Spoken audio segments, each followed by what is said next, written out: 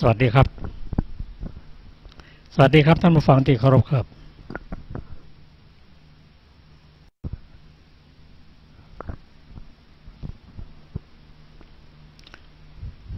สวัสดีครับท่านผู้ฟังที่เคารพครับท่านผู้ฟังกำลังรับฟังรายการศึกษาพระพุทธศาสนาตามพระไตรปิฎกมีเสนอแก่ท่านผู้ฟังทุกวันอาทิตย์ตั้งแต่เวลา 15 นาฬิกาถึง 17 นาฬิกาทำการถ่ายทอดสดโดยสถานีวิทยุเพื่อการศึกษาพระพุทธศาสนาและวัฒนธรรมทำการถ่ายทอดสดณศาลาหลังใหม่ตำบลสุเทพอำเภอเมืองจังหวัดเชียงใหม่ วันนี้เราก็ได้นำพระไตรปิฎกฉบับมมร.เล่มที่ 14 เรื่องของการดับทุกข์หรือเรียกว่านิโรธซึ่งอยู่ในหัวข้อสุดท้ายของธรรมานุปัสสนาสติปัฏฐานก่อนที่เราจะเริ่มรายการก็ขอเรียนเชิญท่านผู้ฟังทุกท่านได้กล่าวคำบูชาพระรัตนตรัยพร้อมกัน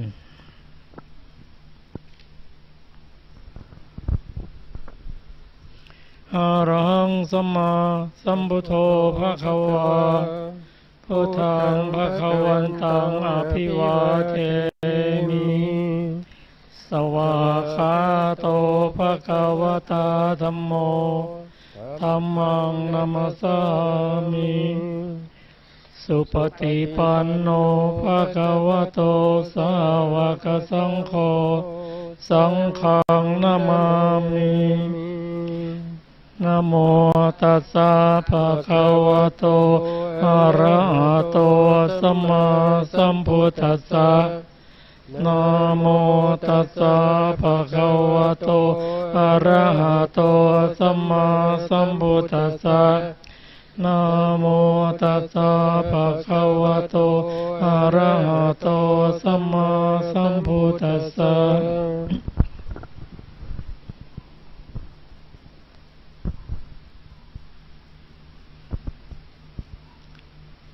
ในหัวข้อสัจจะหรืออริยสัจจะสี่ก็คือทุกขสมุทัยสัจจะและสมุทั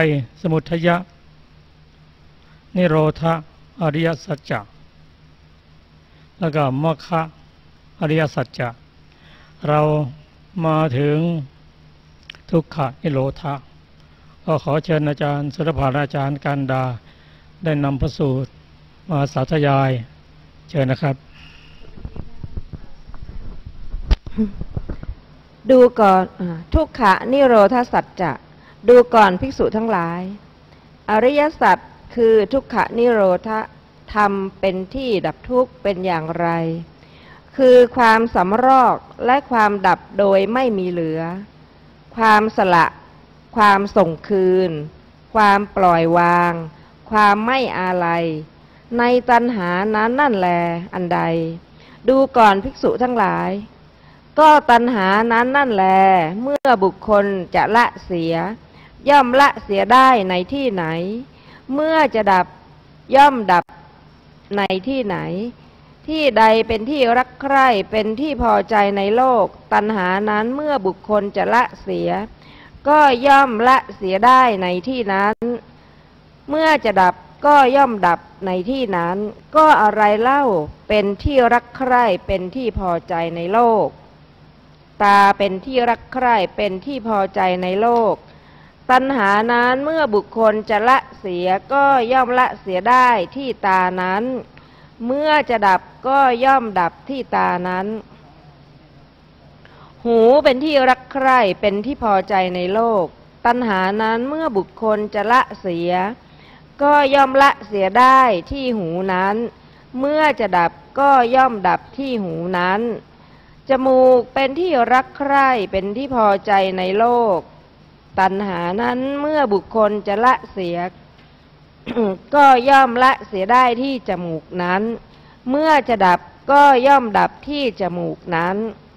ลิ้นเป็นที่รักใคร่เป็นที่พอใจในโลก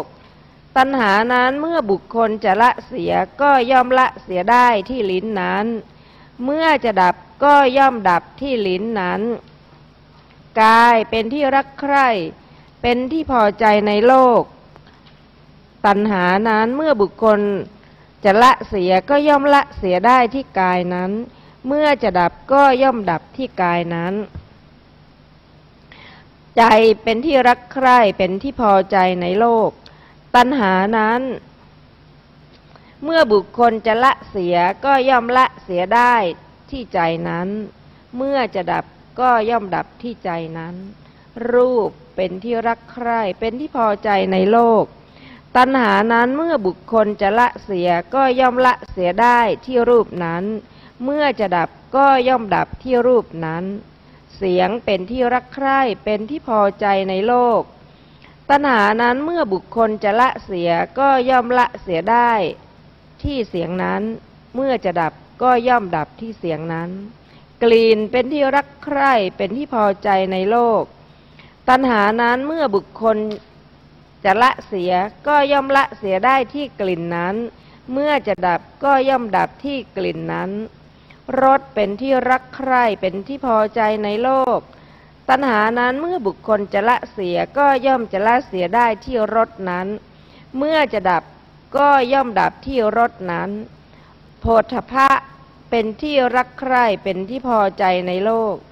ตัณหานั้นเมื่อบุคคลจะละเสียก็ย่อมละเสียได้ที่โผฏฐัพพะนั้นเมื่อจะดับก็ย่อมดับที่โผฏฐัพพะนั้นธรรมารมณ์เป็นที่รักใคร่เป็นที่พอใจในโลกตัณหานั้นเมื่อบุคคลจะละเสียก็ย่อมละเสียได้ที่ธรรมารมณ์นั้นเมื่อจะดับก็ย่อมดับที่ธรรมารมณ์นั้นความรู้ทางตาเป็นที่รักใคร่เป็นที่พอใจในโลกตัณหานั้นเมื่อบุคคลจะละเสียก็ย่อมละเสียได้ที่ความรู้ทางตานั้นเมื่อจะดับก็ย่อมดับที่ความรู้ทางตานั้นความรู้ทางหูเป็นที่รักใคร่เป็นที่พอใจในโลกตัณหานั้นเมื่อบุคคลจะละเสียก็ย่อมละเสียได้ที่ความรู้ทางหูนั้นเมื่อจะดับก็ย่อมดับที่ความรู้ทางหูนั้นความรู้ทางจมูกเป็นที่รักใคร่เป็นที่พอใจในโลกตัณหานั้นเมื่อบุคคลจะละเสียก็ย่อมละเสียได้ที่ความรู้ทางจมูกนั้นเมื่อจะดับก็ย่อมดับที่ความรู้ทางจมูกนั้นความรู้ทางลิ้นเป็นที่รักใคร่เป็นที่พอใจในโลกตัณหานั้นเมื่อบุคคลจะละเสียก็ย่อมละเสียได้ที่ความรู้ทางลิ้นนั้นเมื่อจะดับก็ย่อมดับที่ความรู้ทางลิ้นนั้นความรู้ทางกายเป็นที่รักใคร่เป็นที่พอใจในโลกตัณหานั้นเมื่อบุคคลจะละเสียก็ย่อมละเสียได้ที่ความรู้ทางกายนั้น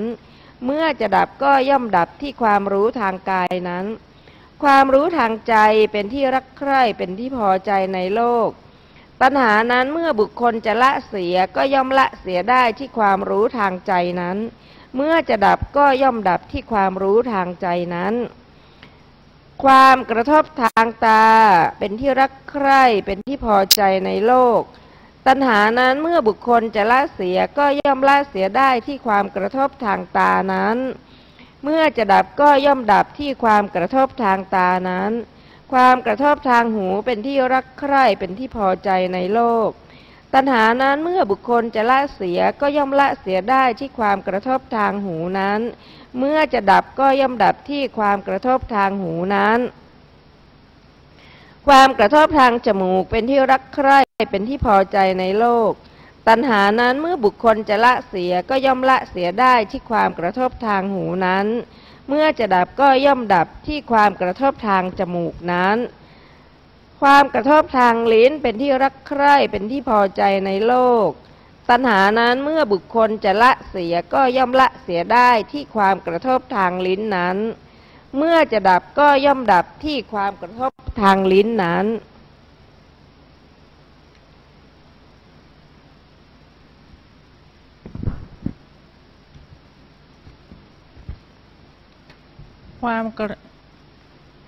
ความกระทบทางกายเป็นที่รักใคร่เป็นที่พอใจในโลกตัณหานั้นเมื่อบุคคลจะละเสียก็ย่อมละเสียได้ที่ความกระทบทางกายนั้นเมื่อจะดับก็ย่อมดับที่ความกระทบทางกายนั้น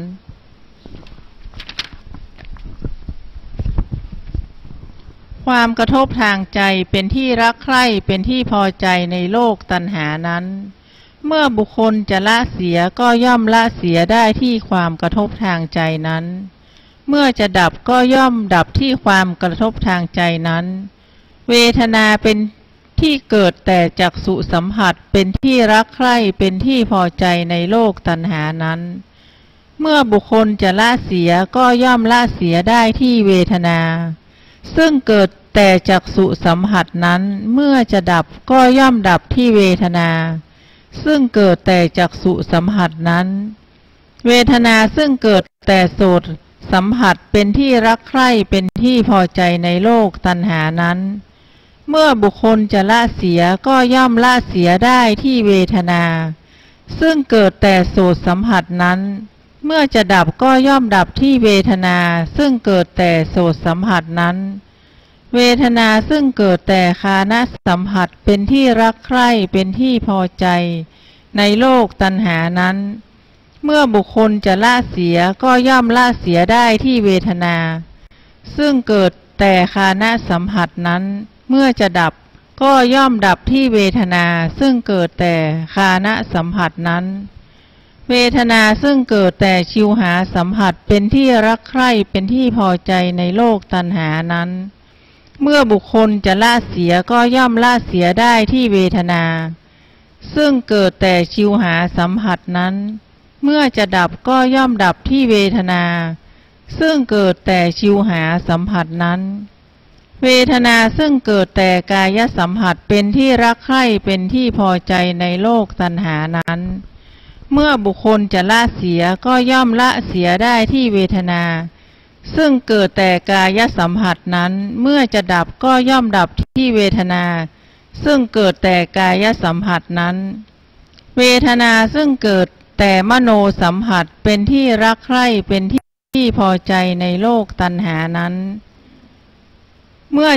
อบุคคลจะละเสียก็ย่อมละเสียได้ที่เวทนาซึ่งเกิดแต่มโนสัมผัสนั้นเมื่อจะดับก็ย่อมดับที่เวทนาซึ่งเกิดแต่มโนสัมผัสนั้นความจำรูปเป็นที่รักใคร่เป็นที่พอใจในโลกตัณหานั้นเมื่อบุคคลจะละเสียก็ย่อมละเสียได้ที่ความจำรูปนั้นเมื่อจะดับก็ย่อมดับที่ความจำรูปนั้นความจำเสียงเป็นที่รักใคร่เป็นที่พอใจในโลกตัณหานั้นเมื่อบุคคลจะละเสียก็ย่อมละเสียได้ที่ความจำเสียงนั้นเมื่อจะดับก็ย่อมดับที่ความจำเสียงนั้นความจำกลิ่นเป็นที่รักใคร่เป็นที่พอใจในโลกตัณหานั้นเมื่อบุคคลจะละเสียก็ย่อมละเสียได้ที่ความจำกลิ่นนั้นเมื่อจะดับก็ย่อมดับที่ความจำกลิ่นนั้นความจำรสเป็นที่รักใคร่เป็นที่พอใจในโลกตัณหานั้นเมื่อบุคคลจะละเสียก็ย่อมละเสียได้ที่ความจำรสนั้นเมื่อจะดับก็ย่อมดับที่ความจำรสนั้นความจำโผฏฐัพพะเป็นที่รักใคร่เป็นที่พอใจในโลกตัณหานั้นเมื่อบุคคลจะละเสียก็ย่อมละเสียได้ที่ความจำโผฏฐัพพะเมื่อจะดับก็ย่อมดับที่ความจำโผฏฐัพพะนั้นความจำธรรมารมณ์เป็นที่รักใคร่เป็นที่พอใจในโลกตัณหานั้นเมื่อบุคคลจะละเสียก็ย่อมละเสียได้ที่ความจำธรรมารมณ์นั้นเมื่อจะดับก็ย่อมดับที่ความจำธรรมารมณ์นั้นความคิดถึงรูปเป็นที่รักใคร่เป็นที่พอใจในโลกตัณหานั้นเมื่อบุคคลจะละเสียก็ย่อมละเสียได้ที่ความคิดถึงรูปนั้นเมื่อจะดับก็ย่อมดับที่ความคิดถึงรูปนั้นความคิดถึงเสียงเป็นที่รักใคร่เป็นที่พอใจในโลกตัณหานั้นเมื่อบุคคลจะละเสียก็ย่อมละเสียได้ที่ความคิดถึงเสียงนั้น เมื่อจะดับก็ย่อมดับที่ความคิดถึงเสียงนั้นความคิดถึงกลิ่นเป็นที่รักใคร่เป็นที่พอใจในโลกตัณหานั้นเมื่อบุคคลจะละเสียก็ย่อมละเสียได้ที่ความคิดถึงกลิ่นนั้นเมื่อจะดับก็ย่อมดับที่ความคิดถึงกลิ่นนั้นการคิดถึงรสเป็นที่รักใคร่เป็นที่พอใจในโลกตัณหานั้นเมื่อบุคคลจะละเสียก็ย่อมละเสียได้ที่ความคิดถึงรสนั้นเมื่อจะดับก็ย่อมดับที่ความคิดถึงรสนั้น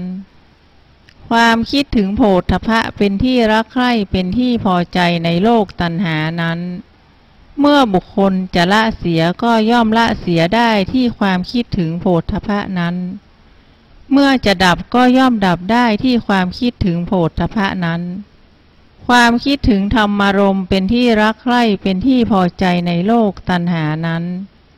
เมื่อบุคคลจะละเสียก็ย่อมละเสียได้ที่ความคิดถึงธรรมารมณ์นั้นเมื่อจะดับก็ย่อมดับได้ที่ความคิดถึงธรรมารมณ์นั้นความอยากในรูปเป็นที่รักใคร่เป็นที่พอใจในโลกตัณหานั้นเมื่อบุคคลจะละเสียก็ย่อมละเสียได้ที่ความอยากในรูปนั้นเมื่อจะดับก็ย่อมดับเสียได้ที่ความอยากในรูปนั้นความอยากในเสียงเป็นที่รักใคร่เป็นที่พอใจในโลกตัณหานั้นเมื่อบุคคลจะละเสียก็ย่อมละเสียได้ที่ความอยากในเสียงนั้นเมื่อจะดับก็ย่อมดับได้ที่ความอยากในเสียงนั้นความอยากในกลิ่นเป็นที่รักใคร่เป็นที่พอใจในโลกตัณหานั้นเมื่อบุคคลจะละเสียก็ย่อมละเสียได้ที่ความอยากในกลิ่นนั้นเมื่อจะดับก็ย่อมดับที่ความอยากในกลิ่นนั้นความอยากในรสเป็นที่รักใคร่เป็นที่พอใจในโลกตัณหานั้นเมื่อบุคคลจะละเสียก็ย่อมละเสียที่ความอยากในรสนั้นเมื่อจะดับก็ย่อมดับที่ความอยากในรสนั้นความอยากในโผฏฐัพพะเป็นที่รักใคร่เป็นที่พอใจในโลกตัณหานั้นเมื่อบุคคลจะละเสียก็ย่อมละเสียได้ที่ความอยากในโผฏฐัพพะนั้นเมื่อจะดับก็ดับได้ที่ความอยากในโผฏฐัพพะนั้น ความอยากในธรรมารมณ์เป็นที่รักใคร่เป็นที่พอใจในโลกตัณหานั้นเมื่อบุคคลจะละเสียก็ย่อมละเสียได้ที่ความอยากในธรรมารมณ์นั้นเมื่อจะดับก็ย่อมดับที่ความอยากในธรรมารมณ์นั้นความตรึกถึงรูปเป็นที่รักใคร่เป็นที่พอใจในโลกตัณหานั้นเมื่อบุคคลจะละเสียก็ย่อมละเสียได้ที่ความตรึกถึงรูปนั้นเมื่อจะดับก็ย่อมดับได้ที่ความตรึกถึงรูปนั้นความตรึกถึงเสียงเป็นที่รักใคร่เป็นที่พอใจในโลกตัณหานั้นเมื่อบุคคลจะละเสียก็ย่อมละเสียได้ที่ความตรึกถึงเสียงนั้นเมื่อจะดับก็ย่อมดับที่ความตรึกถึงเสียงนั้นความตรึกถึงกลิ่นเป็นที่รักใคร่เป็นที่พอใจในโลกตัณหานั้นเมื่อบุคคลจะละเสียก็ย่อมละเสียได้ที่ความตรึกถึงกลิ่นนั้นเมื่อจะดับก็ย่อมดับที่ความตรึกถึงกลิ่นนั้นความตรึกถึงรสเป็นที่รักใคร่เป็นที่พอใจในโลกตัณหานั้นเมื่อบุคคลจะละเสียก็ย่อมละเสียได้ที่ความตรึกถึงรสนั้นเมื่อจะดับก็ย่อมดับที่ความตรึกถึงรสนั้นความตรึกถึงโผฏฐัพพะเป็นที่รักใคร่เป็นที่พอใจในโลกตัณหานั้นเมื่อบุคคลจะละเสียก็ย่อมละเสียได้ที่ความตรึกถึงโผฏฐัพพะนั้นเมื่อจะดับก็ย่อมดับที่ความตรึกถึงโผฏฐัพพะนั้นความตรึกถึงธรรมารมณ์เป็นที่รักใคร่เป็นที่พอใจในโลกตัณหานั้นเมื่อบุคคลจะละเสียก็ย่อมละเสียได้ที่ความตรึกถึงธรรมารมณ์นั้นเมื่อจะดับก็ย่อมดับได้ที่ความตรึกถึงธรรมารมณ์นั้นความตรองถึงรูปเป็นที่รักใคร่เป็นที่พอใจในโลกตัณหานั้น เมื่อบุคคลจะละเสียก็ย่อมละเสียได้ที่ความตรองถึงรูปนั้นเมื่อจะดับก็ย่อมดับเสียได้ที่ความตรองถึงรูปนั้นความตรองถึงเสียงเป็นที่รักใคร่เป็นที่พอใจในโลกตัณหานั้นเมื่อบุคคลจะละเสียก็ย่อมละเสียได้ที่ความตรองถึงเสียงนั้นเมื่อจะดับก็ย่อมดับที่ความตรองถึงเสียงนั้นความตรองถึงกลิ่นเป็นที่รักใคร่เป็นที่พอใจในโลกตัณหานั้นเมื่อบุคคลจะละเสียก็ย่อมละเสียได้ที่ความตรองถึงกลิ่นนั้นเมื่อจะดับก็ย่อมดับที่ความตรองถึงกลิ่นนั้นความตรองถึงรสเป็นที่รักใคร่เป็นที่พอใจในโลกตัณหานั้นเมื่อบุคคลจะละเสียก็ย่อมละเสียได้ที่ความตรองถึงรสนั้นเมื่อจะดับก็ย่อมดับที่ความตรองถึงรสนั้นความตรองถึงโผฏฐัพพะเป็นที่รักใคร่เป็นที่พอใจในโลกตัณหานั้นเมื่อบุคคลจะละเสียก็ย่อมละเสียได้ที่ความตรองถึงโผฏฐัพพะนั้นเมื่อจะดับก็ย่อมดับได้ที่ความตรองถึงโผฏฐัพพะนั้นความตรองถึงธรรมารมณ์เป็นที่รักใคร่เป็นที่พอใจในโลกตัณหานั้นเมื่อบุคคลจะละเสียก็ย่อมละเสียได้ที่ความตรองถึงธรรมารมณ์นั้นเมื่อจะดับก็ย่อมดับได้ที่ความตรองถึงธรรมารมณ์นั้นดูก่อนภิกษุทั้งหลายอันนี้กล่าวว่าอริยสัจคือทุกขนิโรธะคือธรรมที่เป็นที่ดับทุกข์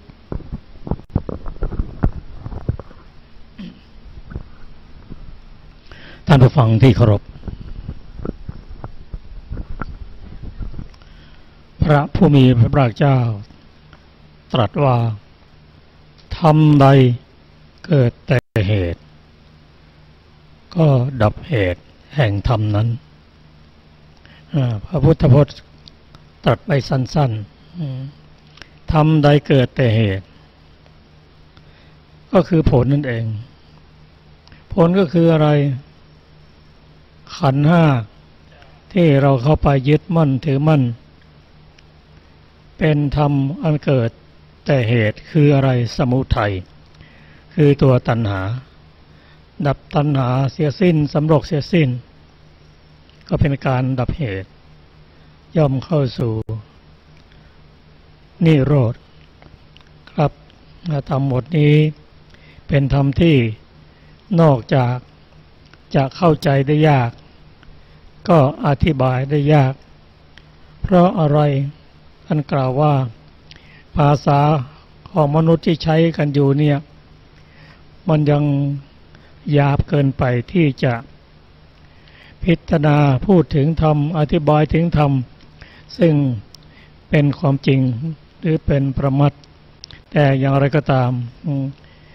เราจะต้องศึกษาไปแล้วก็ปฏิบัติไปเมื่อศีลสมาธิปัญญาเราถึงพร้อมแล้ว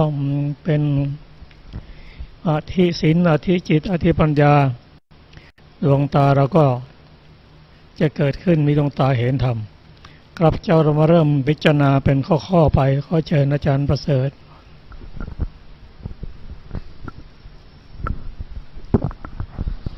ครับขอบคุณครับขอกราบนมัสการพระเถรานุเถระและขอสวัสดีท่านผู้ฟังและผู้ชมทุกท่านครับ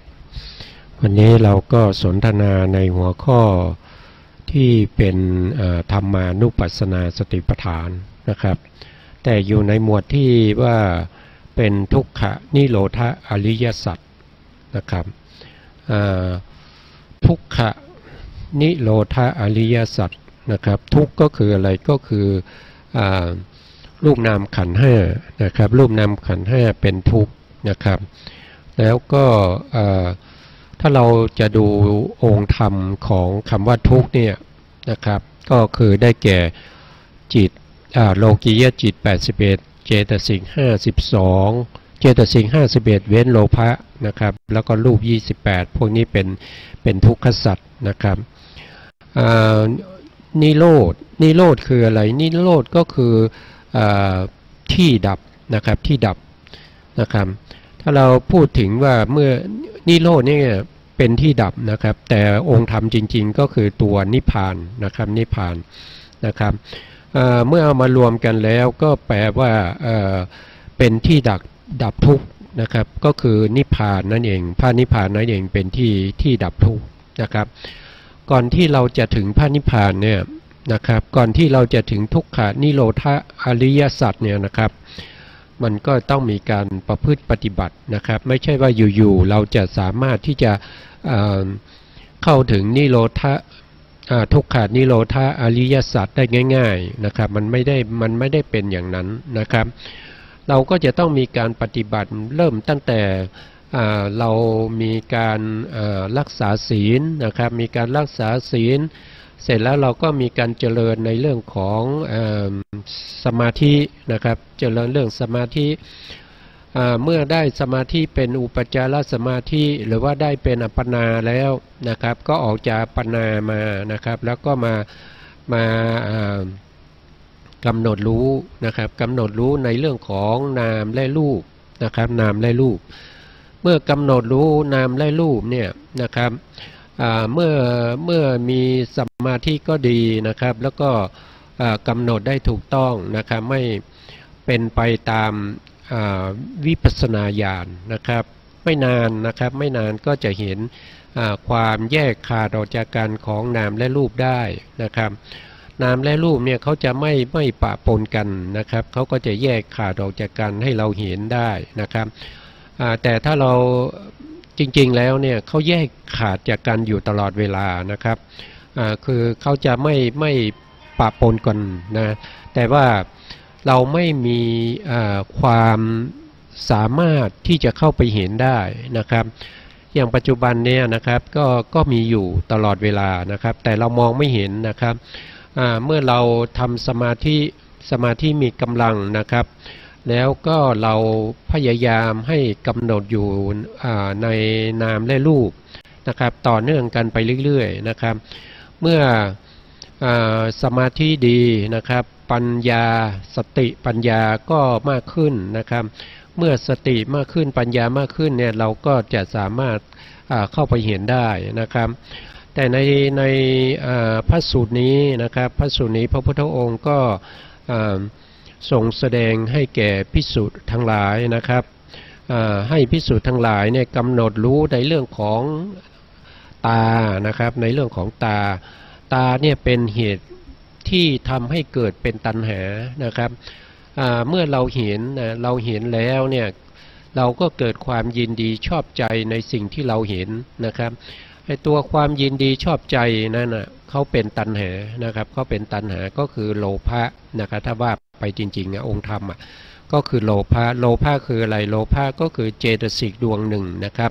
ที่เกิดกับจิตนะครับเกิดจากจิตประเภทไหนก็เกิดกับจิตประเภทที่เราเรียกว่าโลภะมูลจิต8นะครับโลภะมูลจิต8นะเมื่อเกิดขึ้นแล้วถ้าเราไม่รู้จักนะครับถ้าเราไม่รู้จักเราก็มันก็จะผ่านไปนะครับมันก็จะผ่านไปเรื่อยๆแต่ตัวที่เป็นโลภะเจตสิกกับโลภะมูลจิตนั่นนะครับเขาเกิดขึ้นแล้วนะครับเขาไม่ได้ว่าเกิดขึ้นแล้วก็ดับไปแล้วก็จบกันไม่ใช่อย่างนั้นนะครับโลภะมูลจิตเนี่ยเขาเป็นตัวกรรมนะครับเขาเป็นตัวกรรมนะเขาเป็นตัวกรรมเพราะฉะนั้นกรรมเนี่ยเมื่อเกิดขึ้นแล้วทางใจเราเรียกว่าเป็นมโนกรรมนะครับเป็นมโนกรรมแล้วก็เป็นโลภะนะครับเป็นโลภะที่เป็นชวนะมาทำหน้าที่เป็นกรรมนะครับเสร็จไอ้ที่เขาเป็นกรรมเนี่ยนะครับเขาเรียกว่าเป็นนาคณิกกรรมนะครับก็คือจะมีผลต่อไปในอนาคตนะครับโลภะก็คือความยินดีชอบใจใช่ไหมครับความยินดีชอบใจเนี่ยถ้าเราว่าโดยการให้ผลเนี่ยเขาจะให้ผลทั้งที่เป็นปฏิสนธิการนะครับแล้วก็เป็นประวัติการนะครับปฏิสนธิการเวลาเขามีจังหวะเขามีโอกาสจะให้ผลเนี่ยนะครับเข้ามาเกิดที่อารมณ์ที่เป็นอารมณ์ความยินดีติดใจชอบใจนะครับ ทางตานะครับเกิดขึ้นในขณะที่เป็นมรณาสันการชวนะที่เรากำลังจะเสียชีวิตจากภพนี้นะครับแล้วก็จะไปสู่ภพใหม่นะครับอารมณ์นั้นก็จะมาปรากฏให้แก่บุคคลที่กำลังจะย้ายจากภพไปสู่ภพใหม่นะครับจะเคลื่อนจากบุคคลนี้ไปเกิดเป็นบุคคลใหม่นะครับเขาก็จะมาให้ผลนะครับเมื่อเข้ามาให้ผลเนี่ยนะครับเวลาที่เราใกล้ที่จะตายเนี่ยก็จะมีอารมณ์ที่เป็นโลภะนะครับโลภะนี่ก็จะนำเราไปไหนนะครับโลภะอันดับแรกเลยเขาจะนำเราไปเกิดเป็นเปรตนะครับเกิดเป็นเปรตนะครับไม่งั้นก็เกิดเป็นเดรัจฉานนะครับเกิดเป็นเปรตกับเป็นเดรัจฉานเมื่อเกิดเป็นเปรตกับเดรัจฉานเนี่ยกุศลธรรมทั้งหลายที่เราเคยทำไว้นะครับมันก็จะถูกห้ามด้วยภพภูมิใช่ไหมครับ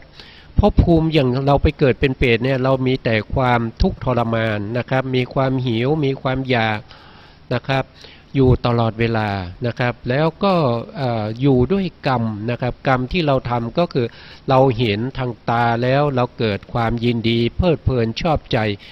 นะครับเป็นตัณหาพอเป็นตัณหาแล้วเราไม่ได้หยุดอยู่แค่นั้นนะครับเพราะว่ามีใครบ้างที่มีความยินดีชอบใจที่เห็นทางตาและไม่แสวงหาสิ่งที่เรายินดีชอบใจทางตานะครับมีใครนะครับที่เห็นแล้วยินดีชอบใจมากแต่ก็เลิกกันมีไหมครับไม่มีนะครับคนเราหรือว่าสัตว์ทั้งหลายเนี่ยเมื่อรู้ว่าตัวเองชอบใจติดใจเนี่ยตัวเองจะพยายามที่จะเสาะหาแสวงหาในสิ่งที่เราชอบใจนะครับเมื่อสิ่งที่เราชอบใจเนี่ยที่เราแสวงหาหรือว่าเราพยายามจะหามาให้ได้เนี่ยนะครับถ้าตัณหานะมีกำลังมากก็ไม่สนใจในเรื่องของบุญเรื่องของบาปนะครับก็จะพยายามไม่ว่าอย่างใดอย่างหนึ่งไม่ว่าจะเป็นการแย่งชิงด้วยการปล้นจี้นะครับหรือว่าจะด้วยการทำร้ายนะครับทำร้ายคนอื่นนะครับเพื่อจะให้ได้มาซึ่งสิ่งที่เราชอบใจนะครับอันนี้ก็จะเป็นจากมโนกรรมนะครับก็ออกมาทางวาจานะครับออกมาทางวาจาก็จะมีการพูดใส่ร้ายป้ายสีนะครับเพื่อจะให้เขาเนี่ยเกลียดชังกันนะครับเสร็จแล้วเราก็จะเข้าไปแทรกเพื่อจะเอาสิ่งที่เราชอบนะครับหรือว่าอันนี้เพียงแต่ยกตัวอย่างนะครับจริงๆตัวอย่างมีมากมายนะครับถ้าเราดูหนังดูละครเนี่ยเราจะรู้ว่าสิ่งที่ชอบใจทางตาเนี่ยมันหลากหลายมากมายนะครับวิธีการที่จะให้ได้มาก็มีวิธีหลากหลายมากมายเหลือเกินนะครับที่เราจะเห็นได้นะครับเมื่อเราล่วงออกมาทางวาจาแล้วก็เป็นวจีกรรมนะครับเป็นวจีกรรมที่เป็นอกุศลนะครับ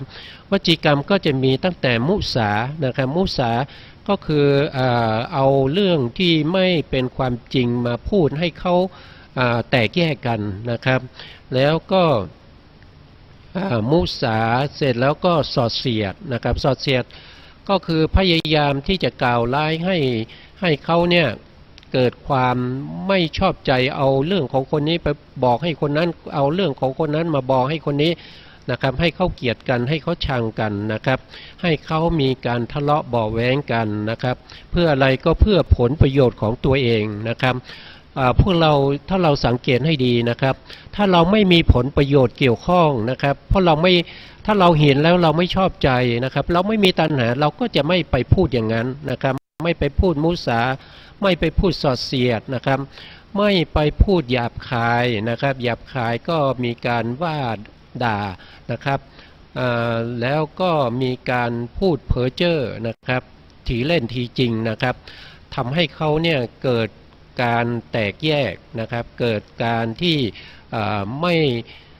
ม่อยากจะได้สิ่งที่เราอยากจะได้แล้วนะครับเราก็ได้โอกาสนะครับก็ไปเอาสิ่งนั้นมานะครับอันนี้ก็มาจากไหนก็มาจากการเห็นเป็นครั้งแรกนะครับอยากได้นะครับอยากได้ก็ต้องมีการกระทำทางวาจาบ้างทางกายบ้างนะครับเพื่อให้ได้สิ่งที่เราต้องการนะครับอย่างนี้แหละมันจึงเป็นกรรมนะครับเป็นมโนกรรมแล้วไม่พอเป็นวจีกรรมอีกนะครับ เมื่อเป็นวจีกรรมไม่สำเร็จก็ต้องเป็นกายกรรมนะครับมีการจ้างนะครับจ้างไปทำร้ายนะครับไปข่มขู่เนี่ยครับแล้วก็ไปชกต่อยแย่งชิงนะครับมีการฆ่าฟันกันนะครับก็จะเกิดมาในลักษณะอย่างนี้นะครับพวกนี้เป็นกรรมทั้งหมดนะครับแต่เป็นอกุศลกรรมให้ผลได้ทั้งที่ปฏิสนธิการนะครับแล้วก็ให้ผลในประวัติการด้วยนะครับคำว่าปฏิสนธิการก็คือให้ผลในขณะที่เรากำลังจะเกิดนะครับคือกำลังตายแล้วก็กำลังจะเกิดเนี่ยนะครับก็จะมีทั้งกรรมที่เขาให้ผลโดยตรงนะครับให้ผลโดยตรงก็คือกรรมที่เราทำไว้ในอดีตนะครับให้ผลโดยตรงนะครับถ้าสมมติว่านะครับในขณะที่เขาให้อกุศลกรรมกำลังให้ผลตัวโลภะเนี่ยโลภะเจตสิกที่อยู่ในโลภะมูลจิตกำลังให้ผลอยู่เนี่ยนะครับก็จะมีอกุศลอื่นๆนะครับที่เขามีโอกาสเขาก็มาในการที่จะอุดหนุนนะครับอุดหนุนสนับสนุนให้โลภะมูลจิตที่กำลังให้ผลอยู่เนี่ยให้ผลได้มากขึ้นนะครับให้ผลได้มากขึ้นให้ผลได้บริบูรณ์สมบูรณ์ยิ่งขึ้นนะครับอย่างเช่นถ้าเราจะไปเรามีโลภะมีความยินดีติดใจที่เห็นทางตาแล้วเนี่ยนะครับแล้วเรากำลังจะตายเนี่ยนะครับกำลังจะตายเนี่ยเขากำลังให้ผลอยู่เนี่ยสมมติว่าเราตายไปเนี่ยก็ไปเกิดเป็นเปรตนะครับเกิดเป็นเปรตแต่เป็นเปรตที่เขาเรียกว่าเป็นเปรตประเภทที่ว่ากลางวันเนี่ยสวยทุกกลางคืนเนี่ยสวยบุญนะครับเพราะว่าเราทำทั้งบุญและบาปใช่ไหมครับเรากำลังจะไปในภพนั้นนั่นก็แสดงว่าเราจะมีความสุขกลางคืนเราจะมีความสุขกลางวันเราจะมีความทุกข์นะครับกำลังจะไปอยู่นะครับแต่อกุศลที่เป็นอกุศลกรรมเนี่ยเข้ามาแทรกโดยการที่มาสนับสนุนนะครับมาอุดหนุนให้ตัวโลภะตัวนั้นนะมีกำลังมากขึ้นนะครับพอโลภะนั้นมีกำลังมากขึ้นแทนที่เราจะได้ไปภพภูมิที่กลางคืนเป็นสุขกลางวันเป็นทุกข์นะครับอกุศลนั้นเขาสนับสนุนอุดหนุนเข้ามานะครับก็จะทำให้เราเนี่ยไปเป็นเปรตประเภทที่ไม่มีโอกาสได้รับความสุขเลยไม่ว่าจะกลางคืนหรือกลางวันก็ตามนะครับอันนี้เขาจะมาอุดหนุนนะมาอุดหนุนมาสนับสนุนให้กรรมที่กำลังจะให้ผลนะให้ผลได้มากขึ้นนะครับให้ผลได้บริบูรณ์ขึ้นนะครับทำให้เราเนี่ยจะต้องทุกข์นะครับไม่มีโอกาสที่จะเป็นความจะเสวยสุขได้เลยนะครับกรรมพวกนี้มาจากไหนก็มาจากการเห็นใช่ไหมครับ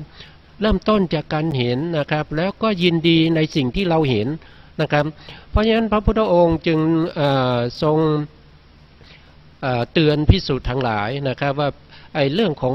การเห็นแล้วมีความยินดีติดใจเป็นโลภะเนี่ยนะครับให้พวกเราเนี่ยดับมันเสียนะครับทีนี้จะดับตรงไหนก็ให้ดับตรงที่ตาเห็นแล้วเป็นความยินดีนะครับก็ไปดับที่ความยินดีที่จะเป็นโลภะเพราะว่าโลภะเนี่ยเป็นธรรมที่เราควรจะละนะครับธรรมที่เราควรจะละนะครับส่วนตานั้นไม่ใช่ธรรมที่เราจะละตานั้นเป็นทุกขสัตว์ทุกขสัตว์เนี่ยมีไว้ทำไมมีไว้กำหนดรู้นะครับมีไว้กำหนดรู้ว่าอย่างเช่นตาเนี่ยมีอยู่2อย่างนะครับตาที่เป็นรูปนะครับตาที่เป็นรูปก็คือปัสสาตานะครับปัสสาตานี่มีไว้กำหนดรู้นะครับว่ารูปนี้เป็นปัสสาตานะครับรูปนี้ที่เป็นอยู่เนี่ยนะครับก็จะเรียกว่าเป็นจักขุทัสสะกลาบนะครับก็ให้รู้ไปว่าตาเนี่ยมันมีรูปประกอบกันอยู่ทั้งหมดอยู่10รูปมีตัวตาเนี่ยเป็นประธานนะครับมีปัสสาตาเนี่ยเป็นประธานนะครับมีอวินิโพครูป8นะครับแล้วก็มีชีวิตตารูปเป็น9แล้วก็มีปัสสาตาเป็นที่10ก็ทำพวกนี้มันเป็นธรรมที่เราควรจะทำปริญญาก็คือการกำหนดรู้ไม่ใช่ธรรมที่เราจะต้องละนะครับแต่ธรรมที่เราจะละต้องละนั่นมันคือตัวโลภะคือตัวยินดีนะครับยินดีพอใจนะครับพอใจในไหน พอใจในรูปารมณ์ที่เราเห็นนะครับที่เราเห็นที่เป็นรูปารมณ์เนี่ยเพราะว่าเรายินดีพอใจเพราะอะไรเพราะว่าเราไม่ได้กำหนดรู้ไงเราไม่ได้กำหนดรู้เวลาเราเห็นเนี่ยเราไม่ได้กำหนดรู้เราไม่รู้ว่าสภาวะของการเห็นนั้นมันเป็นแต่สภาวะของความเป็นสีเท่านั้นนะครับถ้าเราเห็นเฉพาะสีอย่างเดียวนะครับสีต่างๆนะครับที่เห็นทางตาได้เนี่ยมีใครบ้างนะครับที่จะไปยินดีในสีนะครับไปยินดีในสีเหล่านั้นนะครับเป็นแต่สีอย่างเดียวเนี่ยจะยินดีไหมถ้าเราไม่เห็นเป็นผู้หญิงผู้ชายนะครับไม่เห็นเป็นทรัพย์สินเงินทองนะครับไม่เห็นเป็นสิ่งที่เราต้องการสิ่งที่เราชอบนะครับมันเป็นแต่สภาวะของความเป็นสีเท่านั้นนะครับเพราะฉะนั้นเนี่ยเราก็จะไม่ยินดีติดใจเพียงแต่รู้ว่าสิ่งที่เราเห็นทางตาได้มันคือ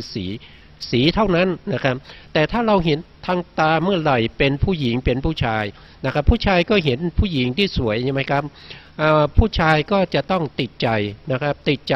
ในความสวยของผู้หญิงนะครับผู้หญิงก็ติดใจในความเป็นชายนะครับมันก็จะเป็นอย่างนี้พอติดใจปุ๊บเนี่ยจากความเป็นตัณหาเนี่ยมันกลายเป็นอุปทานอีกนะครับอุปทานก็คืออะไรก็คือยึดมั่นถือมั่นนะครับในรูปขันธ์นะครับในรูปขันธ์นะในเวทนาขันธ์ในสัญญาขันธ์สังขารขันธ์แล้วก็วิญญาณขันธ์นะครับแต่เราไม่ได้เข้าใจว่ามันเป็นอย่างนั้นเลยเราเข้าใจว่ามันเป็นเรื่องของบุคคลนะครับเรื่องของผู้หญิงผู้ชายเรื่องของความเพลิดเพลินความยินดีชอบใจนะครับเนี่ยมันเป็นอย่างนี้นะครับพอมันเป็นอย่างนี้เนี่ยมันก็จะทำให้เราเนี่ยเป็นทุกข์นะครับเมื่อกี้ผมพูดถึงในเรื่องของตามีอยู่2อย่างนะครับพูดไปแล้ว1อย่างนะครับก็คือประสาทตานะครับประสาทตาแล้วก็ตาอีกอย่างหนึ่งนะครับก็เป็นนามธรรมนะครับที่มาอาศัยประสาทตานี้เกิดขึ้นไปเห็นรูปนะครับอันนั้นเราจะเรียกว่าเป็นจักขุวิญญาณนะครับว่าเป็นนามธรรมนะครับนามธรรมตรงนี้นะครับก็ไปเห็นรูปแล้วเกิดความรู้สึกยินดีพอใจในรูปที่เราเห็นนะครับในรูปที่เราเห็นนะครับเมื่อมีความยินดีพอใจถ้าเราไม่รู้ทันนะครับสิ่งที่เราเห็นนั่นเป็นแต่สีนะครับไม่ใช่สัตว์ไม่ใช่บุคคลนะครับไม่ใช่ตัวไม่ใช่ตนนะครับไม่ใช่พระพุทธรูปนะครับไม่ใช่ศาลาวิหารนะครับไม่ใช่ทีวีไมโครโฟนนะครับเป็นแต่สภาวะของความเป็นสีนะครับเพราะฉะนั้นเราก็จะไม่มีความยินดีอยากได้นะครับความยินดีอยากได้เนี่ยถ้าเราพูดถึงเรื่องตรงนี้เนี่ยไม่ว่าสิ่งใดก็ตามนะครับทุกสิ่งเนี่ยสามารถที่จะเป็นความยินดีพอใจของสัตว์ทั้งหลายได้นะครับไม่ว่าสิ่งนั้นจะเป็นสิ่งที่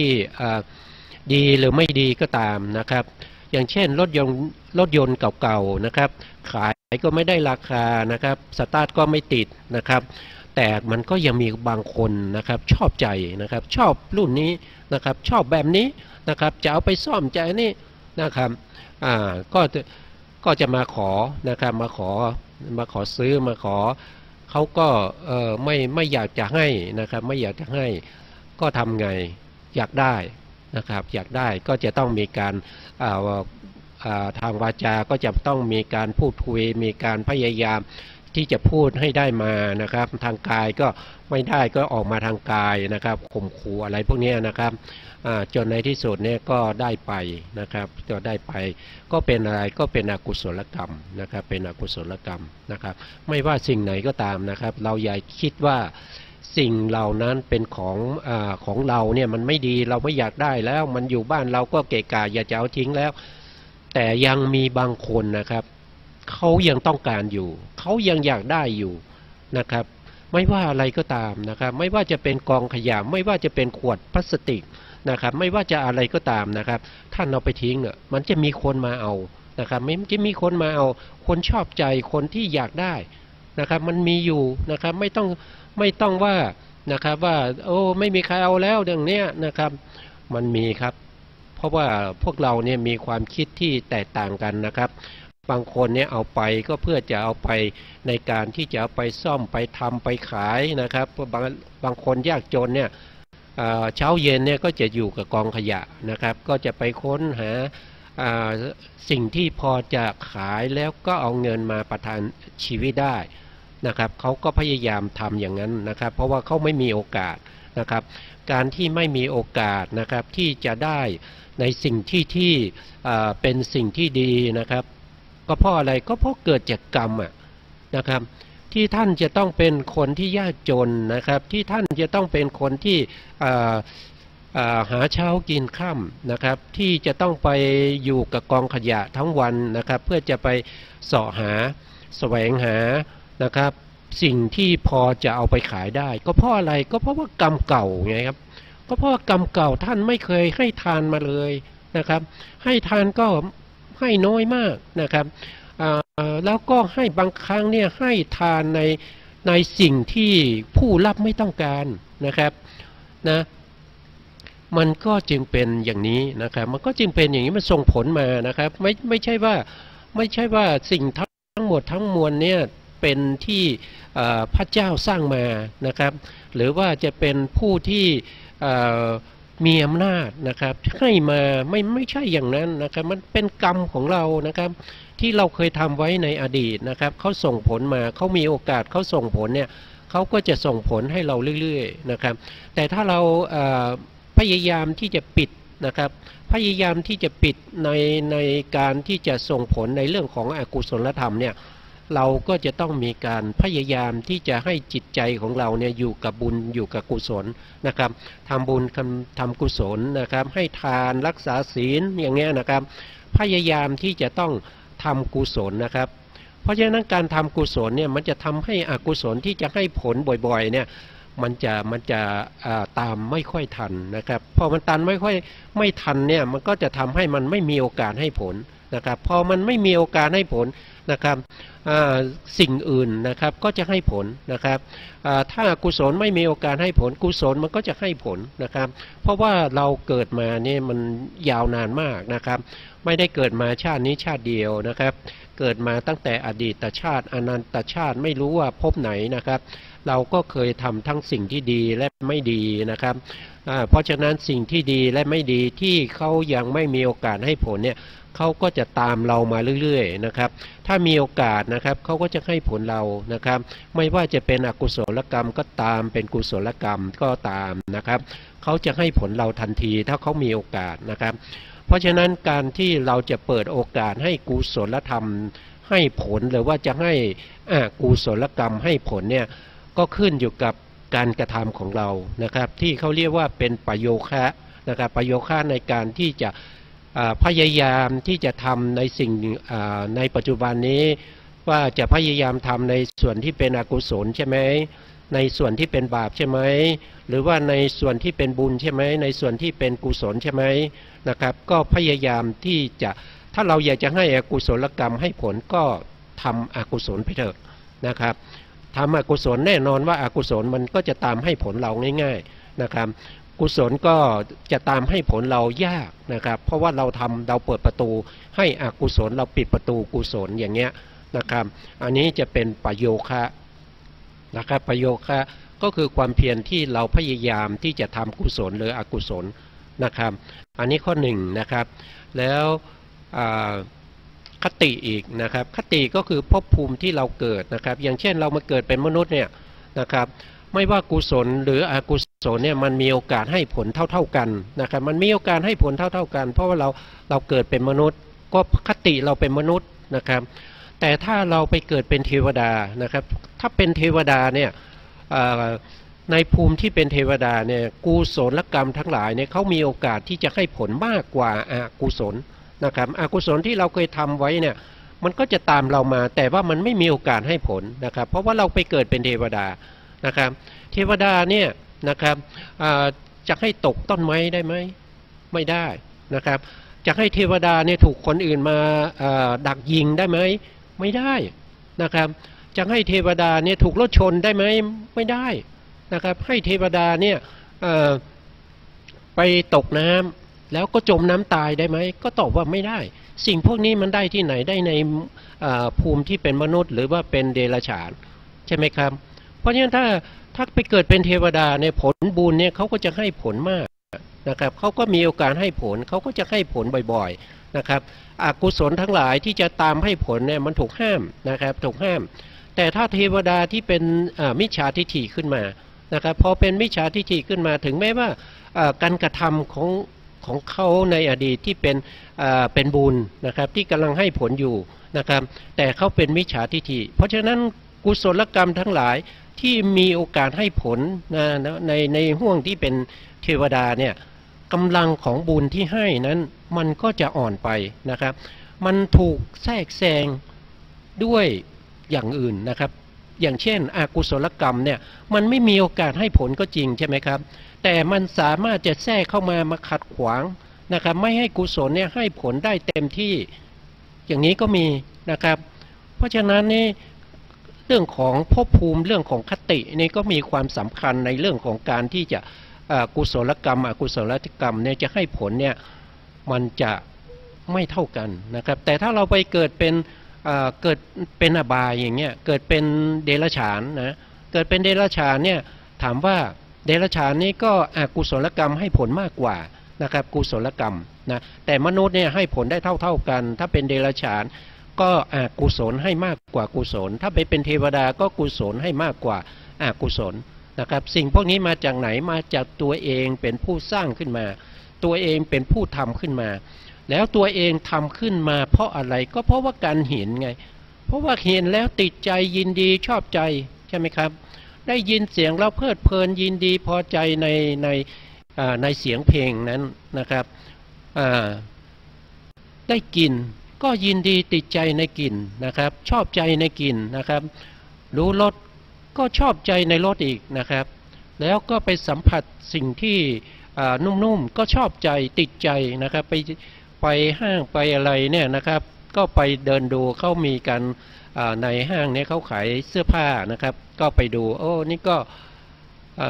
ไปจับดูนะครับพอจับดูปุ๊บโอ้ติดใจเลยนะครับอันนี้นิ่มดีผ้าดีอย่างนั้นอย่างนี้โอ้แต่มันหลายพันนะเนี่ยนะก็เลยยังไงก็เลยไม่มีเงินซื้อนะครับพอไม่มีเงินซื้อก็คิดหาวิธีนะครับไปขอเงินพ่อแม่นะครับหรือว่าไปขอเงินผู้ที่เขาอุปการะแก่เรานะครับแต่เนี่ยเขาก็ให้เราทุกวันให้เราทุกเดือนนะครับแต่อันนี้ขอพิเศษนะครับเขาก็ไม่ให้พอเขาไม่ให้ทำยังไงก็ด่าว่านะครับเขาทนไม่ได้ก็ทุบตีนะครับหรือว่าลักนะครับอันนี้ก็เป็นอกุศลกรรมขึ้นมาอีกนะครับอย่างนี้มันทำให้เราเนี่ยไม่มีโอกาสที่จะหลุดพ้นไปจากวัฏฏะสงสารได้เลยนะครับการดำเนินชีวิตของพวกเราทุกวันนี้นะครับทำบุญนะครับก็ไปเกิดเป็นเทวดานะครับหมดบุญแล้วนะครับก็มาเกิดเป็นมนุษย์หรือว่าเดรัจฉานอบายก็ว่ากันไปนะครับเพราะฉะนั้นมันไม่มีโอกาสนะครับมันไม่มีโอกาสที่จะทำให้เราเนี่ยพ้นจากสิ่งพวกนี้ไปได้นะครับพระพุทธองค์เนี่ยพยายามนะครับพยายามที่จะสอนให้พวกเราได้เข้าใจว่าสิ่งที่เราเห็นเนี่ยมันเป็นแต่สภาวะของความเป็นสีเท่านั้นนะครับมันไม่ใช่สิ่งของมันไม่ใช่เป็นตัวเป็นตนมันไม่ใช่ผู้หญิงผู้ชายมันไม่ใช่เสื้อผ้านะครับมันไม่ใช่รถยนต์มันไม่ใช่อาหารนะครับมันไม่ใช่อะไรทั้งนั้นเพราะว่าตาที่เห็นนะมันเห็นได้แต่สีอย่างเดียวนะครับเพราะฉะนั้นเราอย่าไปเพลิดเพลินยินดีกับในสิ่งที่เราเห็นนะครับอันนี้ก็ให้พวกเราเนี่ยได้เข้าใจความเป็นจริงนะครับว่าตามีหน้าที่เห็นอย่างเดียวอย่าไปติดใจด้วยตัวโลภะนะครับไปติดใจด้วยโลภะมีความเพลิดเพลินยินดีอยากได้นะครับสิ่งพวกนี้ไม่ดีนะครับไม่ดีเพราะว่าเราเป็นมนุษย์นะครับเรามีปัญญาเรามีความคิดนะครับเราสามารถที่จะคิดได้นะครับสามารถที่จะรู้ได้นะครับจากการได้ยินจากการได้ฟังนะครับในพระธรรมคำสั่งสอนของผู้รู้ทั้งหลายนะครับที่เป็นไปตามสัจธรรมความเป็นจริงนะครับสิ่งพวกนี้ก็คือเป็นสิ่งที่เราควรจะกำหนดรู้นะครับว่า สิ่งที่เราเห็นนะครับเราต้องกำหนดรู้นะครับสิ่งที่เราได้ยินเสียงพวกนี้เราก็ต้องกำหนดรู้นะครับสิ่งที่เราได้กลิ่นก็ต้องกำหนดรู้สิ่งที่เราได้รสก็ต้องกำหนดรู้สิ่งที่เราได้สัมผัสก็ต้องกำหนดรู้นะครับสิ่งที่เรานึกคิดนะครับก็ต้องกำหนดรู้นะครับแต่ถ้าเป็นความเพลิดเพลินยินดีเป็นโลภะขึ้นมาเนี่ยสิ่งนั้นเราควรจะต้องละนะครับเราควรจะต้องละนะครับแล้วถ้าเกิดว่านะครับอย่างที่เรากำลังศึกษาอยู่เนี่ยนะครับทุกขานิโรธะนะครับทุกขานิโรธาสัจจะเนี่ยนะครับอันนี้เป็นสภาวธรรมที่ดับทุกข์นะครับสภาวธรรมที่ดับทุกข์เนี่ยเราควรจะต้องทำให้แจ้งนะครับก็คือนิพพานนะครับพวกเรายังไม่มีนิพพานนะครับแต่เราสามารถจะทำให้แจ้งนิพพานได้นะครับด้วยการกำหนดรู้สภาวธรรมที่ควรกำหนดรู้นะครับละธรรมที่เราควรจะละนะครับแล้วก็เราต้องเจริญธรรมที่เราควรจะเจริญนั่นก็คืออริยมรรคทั้ง8ประการนะครับที่เราจะต้องเจริญนะครับเมื่อเราทำสิ่งพวกนี้ได้นะครับบริบูรณ์แล้วนะครับเราก็จะละนะครับทำนิพพานให้แจ้งนะครับละโลภะนะครับเจริญมรรคนะครับแล้วก็ทำนิพพานให้แจ้งนะครับสิ่งพวกนี้เป็นคำสั่งสอนของพระสัมมาสัมพุทธเจ้านะครับเราทำได้นะครับเราทำได้ถ้าทำไม่ได้พระพุทธองค์ไม่นำมาสั่งสอนพวกเรานะครับพวกการครับเข้าใจอาจารย์ประเสริฐครับ ท่านผู้ฟังที่เคารพเรากำลังอยู่ในเรื่องของความดับทุกข์หรือว่านิโรธหรือนิพพานนั่นเองพระพุทธเจ้าพระองค์ได้ตรัสเกี่ยวกับทุกขนิโรธะอริยสัจองค์ตรัสในเรื่องความดับแห่งทุกข์องค์ตรัสว่ารู้กันพิสูจน์ทั้งหลายอริยสัจคือทุกขนิโรธะคือความดับของธรรมนั้นเป็นอย่างไรคือความสำรอกและดับโดยไม่มีเหลือความสละคืนความทรงคืนความปล่อยวางความไม่อาลัยในอะไรในขันธ์ห้าไม่อาลัยในตัณหานั่นแหละคือหมดความอยากจะหมดความอยากได้อย่างไรก็ต้องใช้ปัญญาระดับสูงสุดดูกันพิสูจน์ทั้งหลายก็ตัณหานี่แหละคือความอยากเมื่อบุคคลจะละเสียย่อมละเสียได้ในที่ไหนเมื่อจะดับย่อมดับในที่ไหนก็ที่ใดเป็นที่รักใคร่เป็นที่พอใจในโลกตัณหานั่นแหละเมื่อบุคคลจะละเสียย่อมละเสียได้ในที่นั้นเหตุเกิดที่ไหนก็ละที่นั้นเมื่อจะดับก็ย่อมดับในที่นั้นอะไรเราเป็นที่รักใคร่เป็นที่พอใจในโลกของเราธรรมะของพระองค์เป็นไปตามลำดับการจะละขันธ์ห้าได้นั้นก็แบ่งรูปขันธ์ออกไปเป็นตาหูจมูกลิ้นกายและใจนะต้องละทุกอย่างเริ่มตั้งแต่ตาเป็นที่รักใคร่เป็นที่พอใจในโลกตัณหานั้นเมื่อบุคคลจะละเสียได้ย่อมละจะได้ที่ตานั่นเองจะดับก็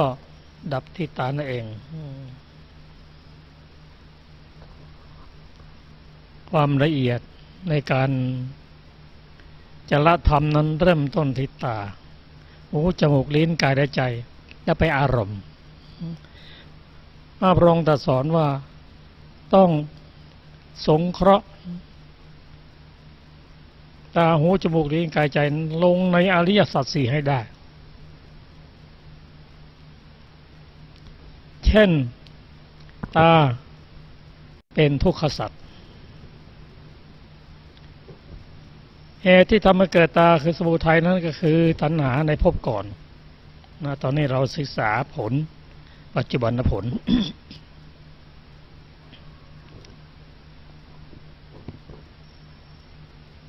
ตานั้น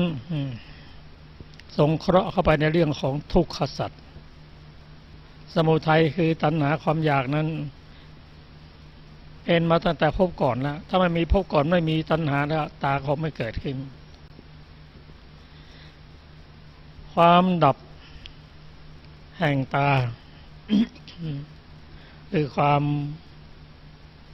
ดับความรักใคร่ตัณหาในตานั้นดับได้อย่างไรความดับนั้นจะดับได้ต้องอาศัยอริยมรรคมีองค์8คือสรุปลงให้ได้ ว่าอันไหนเป็นทุกข์เป็นสมุทัยอันไหนเป็นนิโรธอันไหนเป็นมรรคทีนี้ว่าตาเป็นที่รักใคร่นั่นน่ะเป็นที่พอใจในโลกของคนนั่นน่ะตัณหามันเกิดที่นั่นเราจะละได้อย่างไรทุกข์ตาสงเคราะห์ไปเรื่องของทุกข์อริยสัจทุกข์ต้องกำหนดรู้ด้วยอะไรกำหนดรู้ด้วยปริญญา3ได้แก่ญาตปริญญาติรณปริญญา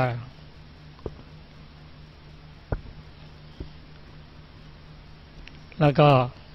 ละด้วยการกำจัดเรียกว่าปหานะปริญญา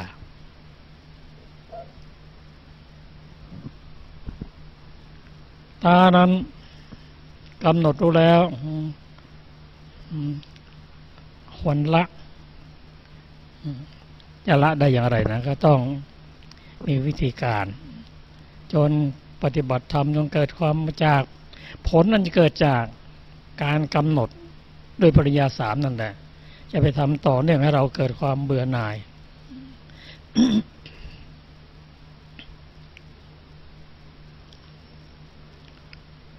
ตานั้น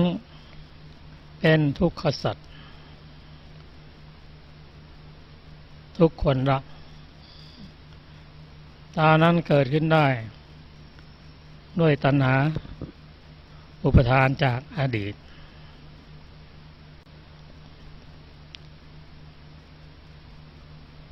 การที่จะให้ความดับแห่งตารสตานั้นต้องพยายามทำให้แจ้งด้วยการเจริญปัญญา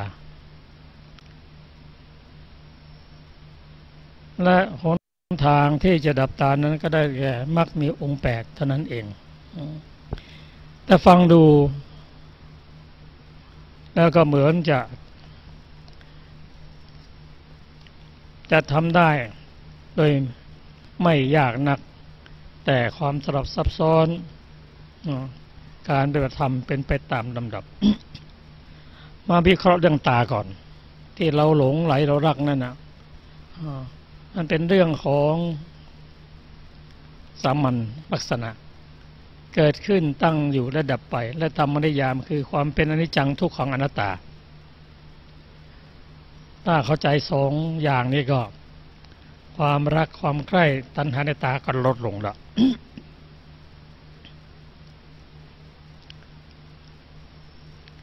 ว่าเราไม่สงสัยว่าตาที่กำลังเจริญเต็มที่สมบูรณ์เต็มที่ได้รูปได้ลักษณะทำให้เรารักเราพอใจในตาของเรา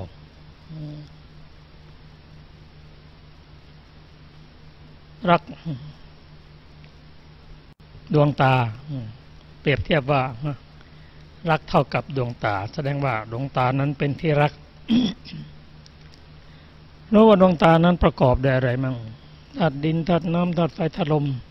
มีการแปรปรวนไปเป็นธรรมดามีการเกิดขึ้นตั้งอยู่ไปเป็นธรรมดา ใครที่หลงในดวงตานั้นเราคิดว่าดวงตานั้นจะยังคงอยู่ตลอดไปแต่ความจริงดวงตาที่เรารักใคร่นั้นนะมันเสื่อมลงไปทุกวันแต่เนื่องจากดวงตานั้นเป็นประตูที่ทำให้เราได้รับรู้เราจึงหวงแหนรักแต่ดวงตานั้นก็ไม่เที่ยงเพราะถ้าเราสงสัยเรื่องดวงตานั้นมีการเจ็บป่วยเป็นธรรมดานั้น เราไปดูที่โรงพยาบาลก็ได้โรคของตานั้นเกิดขึ้นกับบุคคลไม่จำกัดวัยไม่จำกัดอายุไม่จำกัดผู้ดีมีจนดวงตาเจ็บป่วยเท่านั้นอันนี้ก็เป็นวิธีหนึ่งที่ทำให้เราลดตัณหาในดวงตาลงไป เพราะนั้นถ้าเรารู้ว่าดวงตานั้น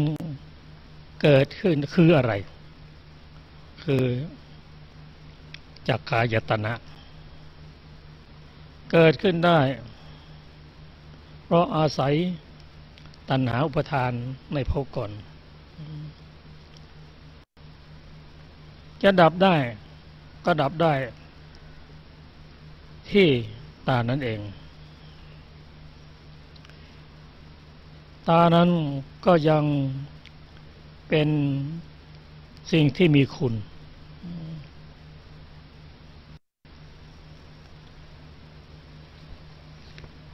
แต่ตานั้นก็มีโทษเรียกว่ามีความเกิดความดับมีคุณและมีโทษเมื่อเห็นว่ามีโทษมากก็สลัดออกด้วยมรรคมีองค์8ถ้าเราจะเข้าใจตาดีนะต้องแยกนะตานั้นเป็นรูปไม่มีความรู้สึกแต่ที่รู้สึกนั้นไม่ใช่ตารู้สึกกันในการเห็นนั้นด้วยจักขุวิญญาณนั่นเองที่เราไปคิดว่านั่นตาของเราตาเป็นเราตาเป็นตัวตนของเราทั้งหมดอยู่ดวงตานั้นเนี่ยพระองค์ตรัสให้ศึกษาข้อย่อยนะ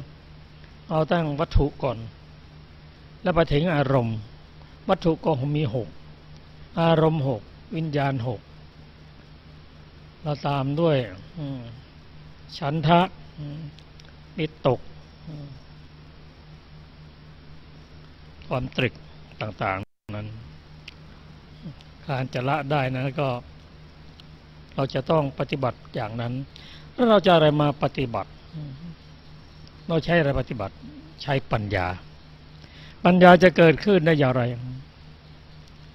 ปัญญาเกิดขึ้นด้วยการฟังธรรมด้วยการอ่านพระไตรปิฎกการคบกับสัตบุรุษผู้มีศีลมีสมาธิปัญญาจะเกิดขึ้นได้นั้นก็ต้องเข้าหาสัตบุรุษคบสัตบุรุษตอนนั้น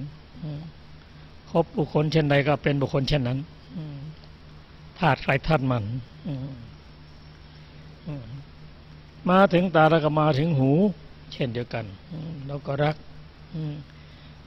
ดูแลเขาด้วยนะบอกขันธ์5นั้นนะก็จะโตขึ้นมาต้องฟุ้งฟักดูแลตลอดพาไปกินข้าวพาไปกินน้ำพาไปแต่งตัวอยากไปเที่ยวก็พาไปเที่ยวทั้งหมดเนี่ยขันธ์5เนี่ยเริ่มด้วยตาหูจมูกลิ้นกายและใจขันธ์5นั้นขันธ์5นั้นสรุปแล้วก็คือธรรมชาติที่ประกอบด้วยทั้งรูปทั้งนามเนี่ยขันธ์5อันประกอบด้วยรูปประขันธ์ เวทนาขันธ์สัญญาขันธ์สังขารขันธ์และวิญญาณขันธ์แต่ขันธ์ห้านั้นผู้มีขันธ์ห้านั้นจะไม่ทุกข์เลยไม่ทุกข์ใจเลยก็คือผู้ที่สละคืนผู้ไม่มีเยื่อใยนะละตัณหาในขันธ์ห้านั้นก็คือพระอรหันต์นั่นเอง แต่ขันธ์ห้าที่เป็นทุกข์นั้นเพราะว่าเราไปยึดว่านั่นตาของเราหูของเราจมูกลิ้นกายใจเป็นของเราหมดพอมันแปรเปลี่ยนไปได้กฎของความเป็นอนิจจังทุกขังอนัตตาสิ่งที่เรารักเราหวงแหนในดวงตานั้นพอมันแปรเปลี่ยนไปแล้วเกิดความทุกข์ขึ้นมาแต่อย่างไรก็ตามขันธ์ห้าที่เรายึดมั่นนั้นมันมีทั้งคุณมีทั้งโทษด้านคุณก็ให้เราได้อาศัยได้กระทบกับสิ่งที่เป็นอารมณ์ทั้งหกได้และเราสามารถจะน้อมนำมาเป็นฐานปฏิบัติ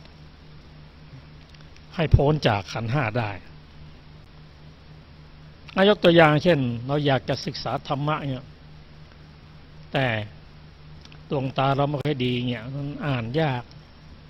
หูฟังไม่ชัดฟังเทศก็ไม่ค่อยชัดแต่ถ้าทั้งหูทั้งตาแล้วก็การที่จะศึกษาธรรมะนั่นก็ยากเพราะฉะนั้นสิ่งที่มีคุณเราก็ต้องดูแลเข้าไป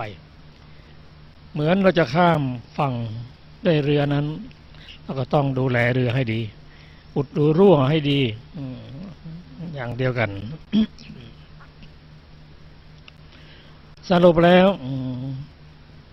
เราจะละได้ก็ด้วยละในสิ่งที่เรารักได้พอใจนั่นเองตาหูจมูกลิ้นกายใจสรุปแล้วก็ขันธ์ห้านั่นเอง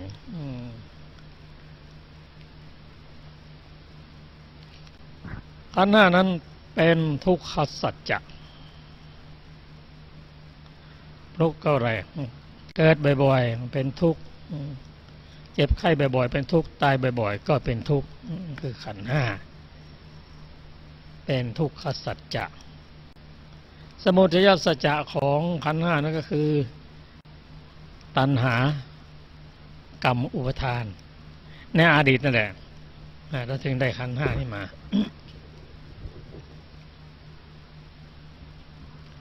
สิ่งที่เราจะพ้นทุกข์ได้นั่นก็ที่ทำให้แจ้งได้นั่นก็คือ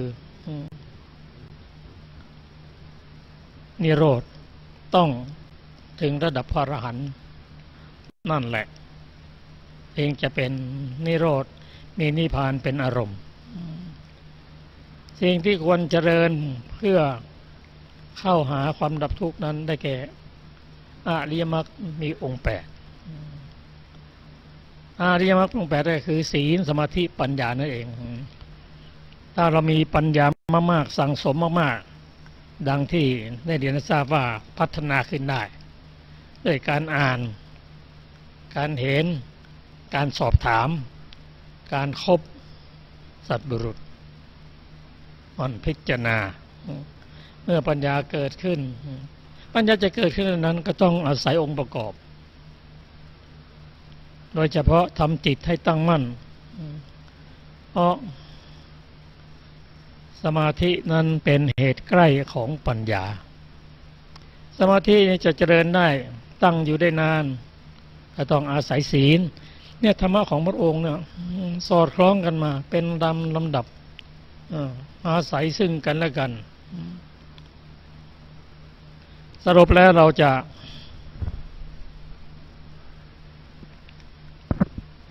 เห็นความเป็นจริงของสภาวธรรมนั้นก็ต้องอาศัยปัญญาเราก็ใช้ปัญญาในพิจารณาไปพอเราพิจารณาไปไหนว่าตาเป็นของเราจริงๆนั้นไม่ใช่ตา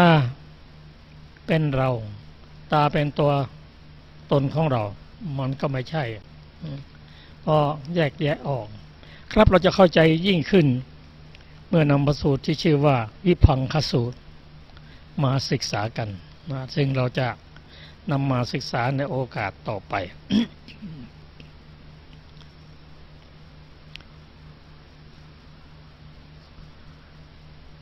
ทุกสิ่งทุกอย่างอันเป็นที่รักทำให้เกิดสุขเวทนาทำให้เกิดตัณหาก็ได้แก่ขันธ์ห้าของผู้อื่น วัดอารมณ์หกทั้งรูปทั้งเสียงทั้งกลิ่นทั้งรสทั้งโผฏฐัพพะและธรรมารมณ์ทำให้เกิดความรักความพอใจการกระทบครั้งแรกนั้นผัสสะพอกระทบแล้วก็เราเกิดความพอใจมาแล้วเช่นเรานั่งบนที่นั่งที่อ่อนนุ่มพอสัมผัสเท่านั้นนะโอ้สุดยอดเลยเกิดพอใจขึ้นมา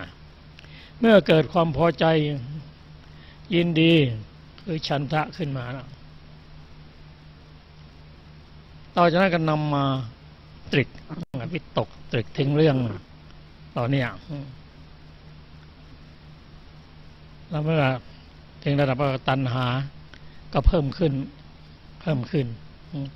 การที่จะละตัณหาก็ต้องละสิ่งเล็กๆน้อยๆรู้จักคุณรู้จักโทษรู้จักการเกิดขึ้นรู้จักความเกิดความดับรู้จักคุณรู้จักโทษแล้วก็รู้จักการสลัดออกด้วยมรรคมีองค์แปด อาจจะน้อมนำพระสูตรนี้มาปฏิบัติในชีวิตประจำวันได้เช่นขันธ์หน้าของเรานั้นเสื่อมไปเป็นธรรมดา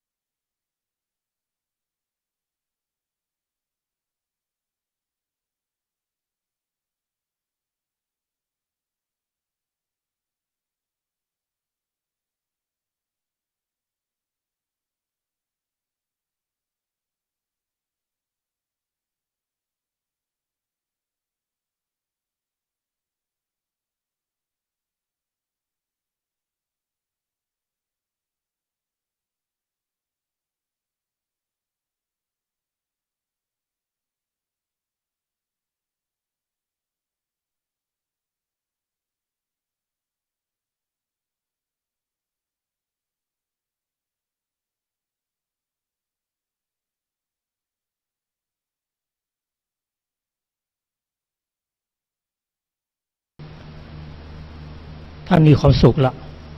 ไม่เคยเบียดเบียนไม่เคยรักใครไม่เคยผิดท่านทำศีลห้าให้บริบูรณ์แล้วศรัทธาของท่านแน่นแฟ้นแน่นอนมั่นคงว่าพระพุทธพระธรรมพระสงฆ์เป็นที่พึ่งที่แน่นอนที่สุดไม่มีที่พึ่งอื่นยิ่งกว่าท่านหมดความกังวลหมดความสงสัยแล้วพระโสดาบันนั้นท่านละ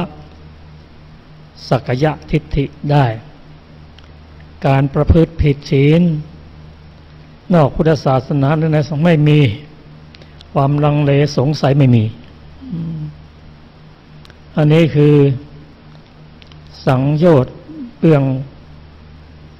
ต่ำ3อันได้แก่สักกายทิฏฐิปฏิบัติศีลที่นอกจากศีลของศาสนาพุทธนั้นไม่มีละนับถือปฏิบัติศีลของศาสนาพุทธไม่ลังเลสงสัยในพระพุทธพระธรรมพระสงฆ์ทำให้อะไรกันเนี่ยไม่มีแล้วตัดไปได้หมดแล้วแต่โลภะโทสะโมหะของท่านก็ยังมีอยู่ เป็นไปตามลำดับพอมาถึงพระสกทาคามีท่านละสังโยชน์เบื้อง3ได้แล้วเบื้องต่ำ3ได้แล้วและกิเลสของท่านก็เบาบางลง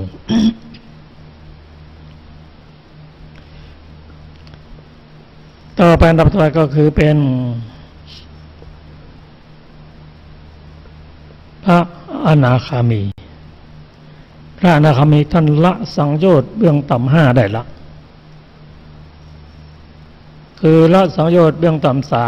3คือละสักกายทิฏฐิละศีลที่ไม่ถูกตรงกับคำสอนในพุทธศาสนาหมดความลังเลสงสัยท่านละปฏิฆะสังโยชน์ได้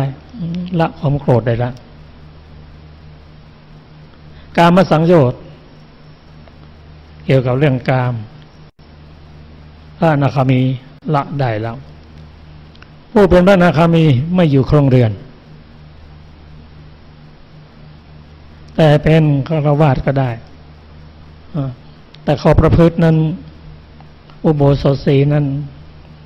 ของท่านแน่นอนถ้ามีคู่ครองก็ให้ความเป็นไทยแก่คู่ครองพูดง่ายๆว่าพระอนาคามีท่านละสังโยชน์เบื้องต่ำ5ได้แล้วส่วนพระอรหันตบุคคลท่านละสังโยชน์10เบื้องต่ำ5เบื้องสูง5เบื้องสูง5ได้แก่ได้ไม่ติดในรูป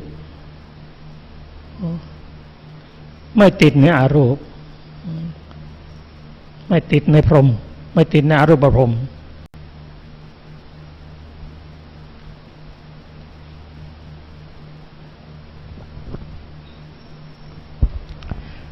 และนอกจากนั้น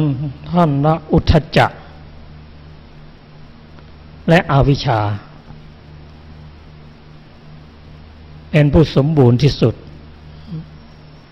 มีพระนิพพานเป็นอารมณ์ท่านลองคิดดูที่นางวิสาขาได้ทูลถามพระพุทธเจ้าว่าพระองค์ประทับอยู่ที่นี่เป็นสุขหรือไม่ทำนองนั้นพระองค์ตรัสว่าพระอรหันต์ในพุทธศาสนาอยู่ที่ไหนท่านก็เป็นสุขนั้นไม่ติดในสุขท่านผู้ฟังที่เคารพครับรายการศึกษาพระพุทธศาสนาตามพระไตรปิฎกก็ถึงเวลาที่จะต้องนำรายการนี้จากท่านผู้ฟังก่อนอื่นก็ขอขอบคุณท่านผู้ฟังทางบ้านทุกท่านขอขอบคุณทางสถานีวิทยุเพื่อการศึกษาพุทธศาสนา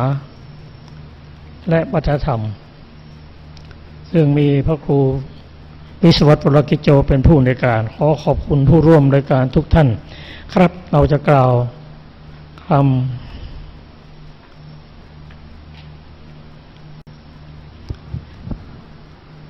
อุทิศส่วนกุศลให้แก่ทุกท่านนะครับ สัตว์ทั้งหลาย ไม่มีที่สุดไม่มีประมาณจงมีส่วนแห่งบุญที่ข้าพเจ้า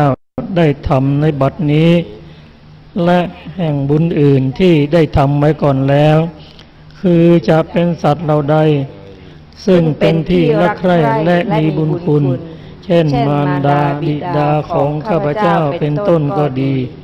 ที่ข้าพเจ้าเห็นแล้วหรือไม่ได้เห็นก็ดีสัตว์เหล่าอื่นซึ่งเป็นกลางๆหรือเป็นคู่เวรกันก็ดีสัตว์ทั้งหลายตั้งอยู่ในโลกอยู่ในภูมิทั้งสามอยู่ในกำเนิดทั้งสี่มีขันธ์ห้าขันธ์มีขันธ์ขันธ์เดียวมีขันธ์สี่ขันธ์กำลังท่องเที่ยวอยู่ในภพน้อยใหญ่ก็ดีท่านเราใดรู้ส่วนบุญที่ข้าพเจ้าแผ่ให้แล้วขอท่านเหล่านั้นจงอนุโมทนาเองเถิดส่วนท่านเหล่าใดที่ยังไม่รู้ส่วนแห่งบุญนี้ขอเทวดาทั้งหลายได้โปรดบอกท่านเหล่านั้นให้รู้ด้วยเพราะเหตุที่ได้อนุโมทนาส่วนบุญ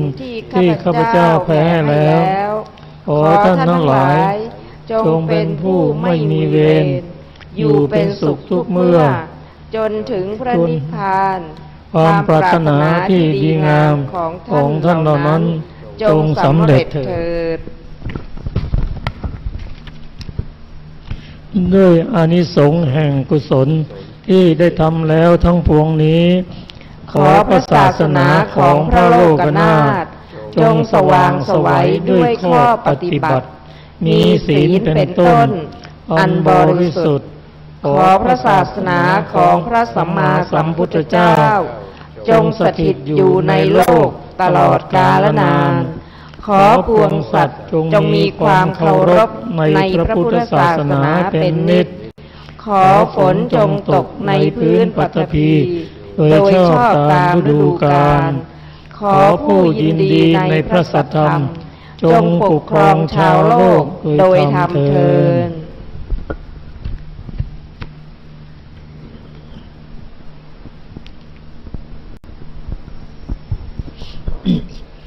อะระหังสัมมาสัมพุทโธภะคะวาพุทธังภะคะวันตังอภิวาเทมิสวากขาโตภะคะวะตาธัมโมธัมมังนัมมัสสามิสุปฏิปันโนภะคะวะโตสาวกสังโฆสังฆังนะมามิขออนุโมทนากับทุกท่าน